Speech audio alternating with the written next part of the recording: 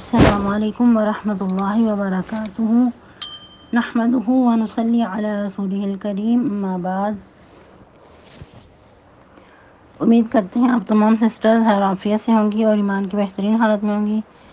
اللہ سبحانہ و تعالیٰ سے دعا ہے آپ کی طرف ہر بڑے و شر خیر و دے آمین۔ پیاری سسٹرز، ہم لوگ سورۃ التوبہ آیت مبارکہ 15 تک ترجمہ تفسیر مکمل کر چکے تھے۔ آج کا لیسن آیت مبارکہ 16 سے سٹارٹ کریں گے اور 19 تک ٹرانسلیشن اور تفسیر کا لیسن آیت مبارکہ 16 سے۔ رب اشرح لی صدری ویسر لی امری واحلل عقدۃ من لسانی یفقہوا قولی اللہم بارک لنا فی اوقاتنا اللہم فقہنا فی الدین اللہم انی اسألک الہدی والتقی والعفاف والغنی اللہم الہمنی رشدی واعذنی من شر نفسی اعوذ باللہ من الشیطان الرجیم ام حسبتم ان تترکوا ولما یعلم اللہ الذین جاہدوا منکم ولم يتخذوا من دون الله ولا رسوله ولا المؤمنين وليجة والله خبير بما تعملون ما كان للمشركين أن يعمروا مساجد الله شاهدين على أنفسهم بالكفر أولئك حبطت أعمالهم وفي النار هم خالدون إنما يعمر مساجد الله من آمن بالله واليوم الآخر وأقام الصلاة وآتى الزكاة ولم يخش إلا الله فعسى أولئك أن يكونوا من المهتدين أجعلتم سقاية الحاج وعمارة المسجد الحرام كمن آمن بالله واليوم الآخر وجاهد في سبيل الله لا يستوون عند الله والله لا يهدي القوم الظالمين۔ ٹرانسلیشن۔ ہم حسبتم، کیا تم نے گمان کر لیا، ان تترکوا کہ یوں ہی چھوڑ دیے جاؤ گے، ولما یعلم اللہ الذین جاہدوا منکم، اور حالانکہ ابھی نہیں آزمایا اللہ، اور حالانکہ ابھی نہیں معلوم کیا اللہ نے ان لوگوں کو جاہدوا منکم جنہوں نے جہاد کیا تم میں سے، ولم یتخذوا من دون اللہ، اور نہیں بنایا انہوں نے سوائے اللہ کے، ولا رسولہ اور نہ اس کے رسول کے، ولا المؤمنین اور نہ مومنین کے، ولیجہ کوئی دلی دوست، واللہ خبیر بما تعملون، اور اللہ تعالیٰ بہت زیادہ باخبر ہے اس سے جو تم اعمال کر رہے ہو۔ ما کان للمشرکین، نہیں ہے لائق مشرکین کے لیے، ان یعمروا مساجد اللہ، یہ کہ وہ آباد کریں اللہ کی مساجد کو، شاہدین علی انفسہم بالکفر، جبکہ اپنی جانوں پر کفر کی گواہی دے چکے، اولئک حبطت اعمالہم، یہی لوگ ہیں ان کے اعمال ضائع ہو گئے، وفی النار ہم خالدون، اور آگ میں وہ ہمیشہ رہیں گے۔ انما یأمر مساجد اللہ، بے شک اللہ کی مساجد کو تو وہ لوگ آباد کرتے ہیں، من آمن باللہ والیوم الآخر، جو اللہ پر ایمان لائے اور روز آخرت پر، وأقام الصلاة وآتى الزکاة، نماز قائم کرے اور زکوٰۃ ادا کرے، ولم یخش الا اللہ، اور اللہ کے علاوہ کسی سے نہ ڈرے، فعسى أولئك أن يكونوا من المهتدين، تو ایسے ہی لوگ ہیں یہ کہ وہ ہدایت یافتہ لوگوں میں شمار ہوں۔ اجعلتم سقایۃ الحاج وعمارۃ المسجد الحرام، کیا سمجھ لیا تم نے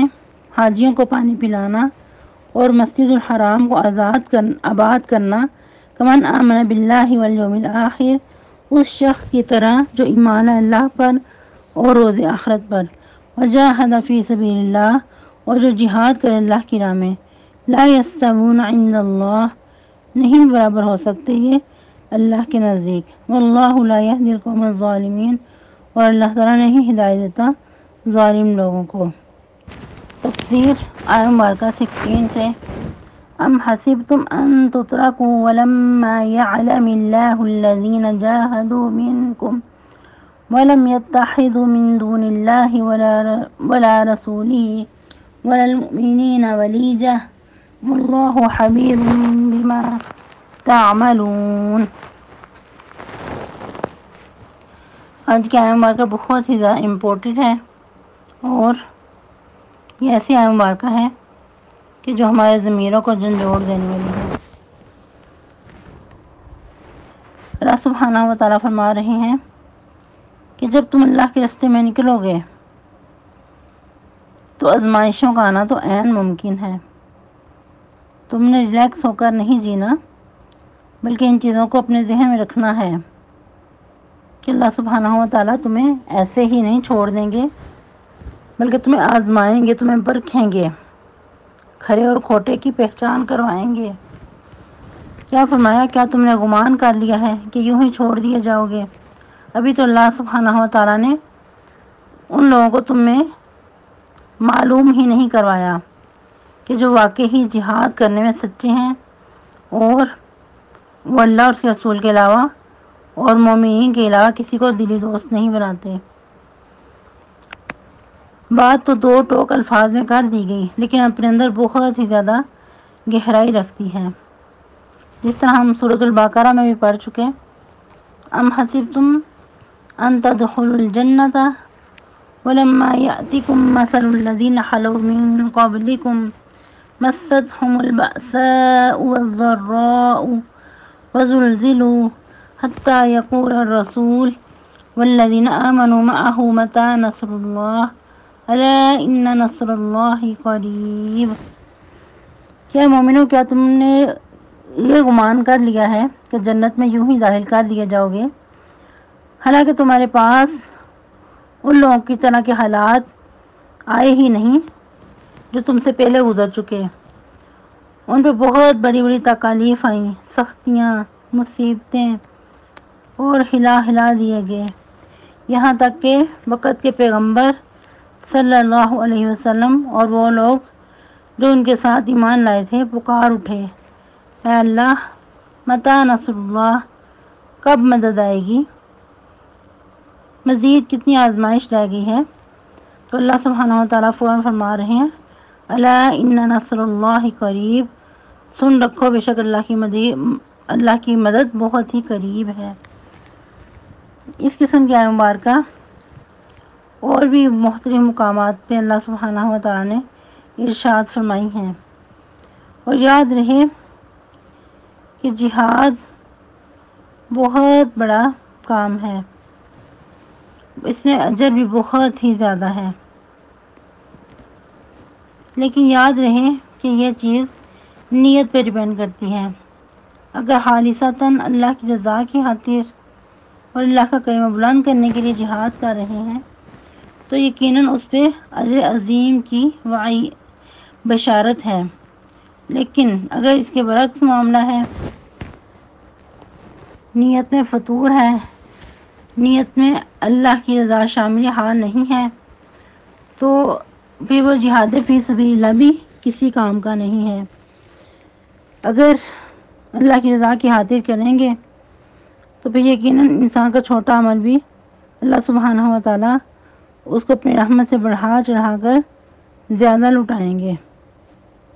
پھر ہم سورۃ البقرہ میں ہی مصائب خمسہ کے بارے میں بھی پڑھ چکے کہ عین ممکن ہے کہ تمہارے اوپر مصائب خمسہ بھی آئیں، لیکن اس میں صبر کرنے والوں کے لیے بہت بڑی خوشخبری ہے۔ اللہ سبحانہ و تعالیٰ کیا فرما رہے ہیں،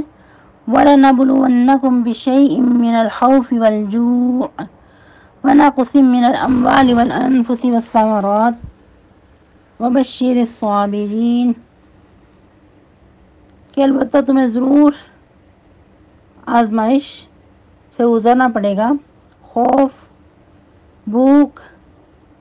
مالوں کی کمی، جانوں کی کمی اور پھلوں کی کمی سے۔ لیکن ان چیزوں کو برداشت کرنے کے بعد جو صبر ہے اس کی بہت ہی بڑی خوشخبری ہے۔ الذین اذا اصابتهم مصیبۃ قالوا انا للہ وانا الیہ راجعون، کہ وہ لوگ جب انہیں کوئی مصیبت پہنچتی ہے تو فوراً واویلا نہیں کرتے، بلکہ انا للہ وانا الیہ راجعون کہہ کر آگے بڑھ کر اس کو حوصلے سے برداشت کر جاتے ہیں۔ تو ایسے ہی لوگوں کے لیے پھر ان کے رب کی طرف سے نوازشیں ہیں، عنایتیں ہیں، رحمتیں ہیں، اور ایسے ہی لوگ حقیقت میں سیدھے رستے پر ہیں۔ سبحان اللہ۔ پتہ کیا چلا کہ اللہ سبحانہ و تعالیٰ آزمائشوں سے ضرور گزاریں گے۔ جو انسان ان چیزوں کو سمجھ آتا ہے، آزمائشوں سے گزرنے کے لیے خود کو تیار کر لیتا ہے، امتحان میں پورا اتر آتا ہے، تو اللہ سبحانہ و تعالیٰ اس کو ضائع نہیں کرتے۔ تو آج کے لیسن میں بھی یہی سکھایا جا رہا ہے کہ کیا تم گمان کر بیٹھے ہو کہ تم یوں ہی چھوڑ دیے جاؤ گے، آزمائشوں سے تمہیں پرکھا نہیں جائے گا،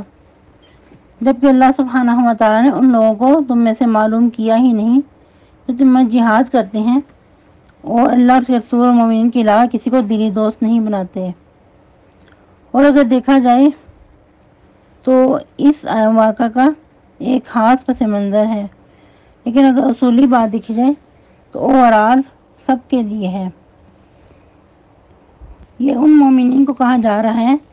جو نئے نئے مسلمان ہوئے تھے اور ان کے لیے بہت مشکل حالات تھے کہ ایک طرف تو ان کے اپنے پیارے لیکن وہ بھی ایمان نہیں لائے، کچھ ان میں سے مشرکین کے ساتھ ہیں، کچھ خود اسلام قبول نہیں کیا۔ تو اس وقت پھر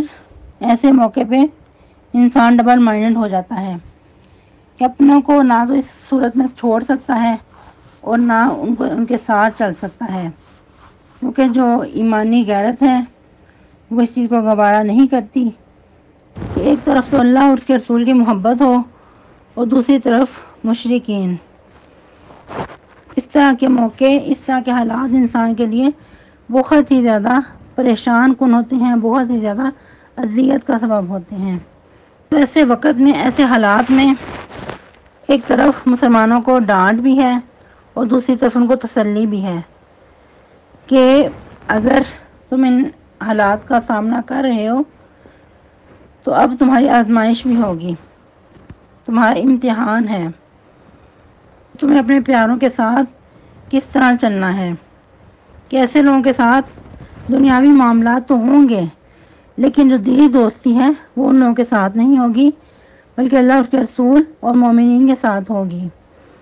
اور ولیجہ کا ورڈ جو ہے یہ انتہائی گہری دلی دوستی کے لیے بولا جاتا ہے۔ پھر ساتھ ہی آگاہی بھی دے دی، واللہ خبیر بما تعملون، اور اللہ تعالیٰ بہت ہی زیادہ باخبر ہے اس سے جو تم اعمال کر رہے ہو۔ یاد رکھنا کہ اللہ سبحانہ و تعالیٰ تمہارے اعمال سے غافل نہیں ہے، اللہ کو مکمل تمہارے حالات کی آگاہی ہے کہ تم کن حالات میں رہ کر ان کے ساتھ چل رہے ہو، اور باقی تمہاری مجبوری ہے یا کہ ان کے ساتھ دلی لگاؤ کی وجہ سے ان کے ساتھ چل رہے ہو۔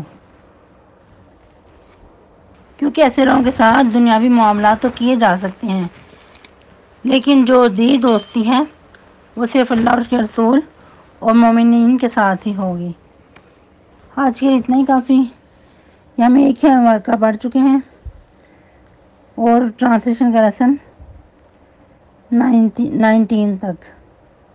اللہ سبحانہ وتعالی ہم سب کا حامی و ناصر ہو، اور اس میں آپ لوگ اپنا جائزہ لیں گے کہ ہمارے حالات جو ہیں وہ کیسے ہیں، کیا مصیبت آنے پر، مشکل حالات میں خود کو ہم کنٹرول کرتے ہیں، ہمارے اندر سیلف کنٹرول ہے، یا کہ اس وقت واویلا کرنا، چیزیں پھوڑنا، چیزیں اٹھا کے پھینکنا اور پھر کچھ عرصے بعد کہنا کہ میں نے شکر ہے صبر کر لیا ہے۔ یہ صبر نہیں ہوتا، صبر وہی ہے جو صدمے کی پہلی چوٹ پہ کیا جائے۔ اور انسان خود کو ہمبل رکھے۔ سبحانک اللہم ربنا و بحمدک نشہد ان لا الہ الا انت نستغفرک ونتوب الیک۔ السلام علیکم ورحمۃ اللہ وبرکاتہ۔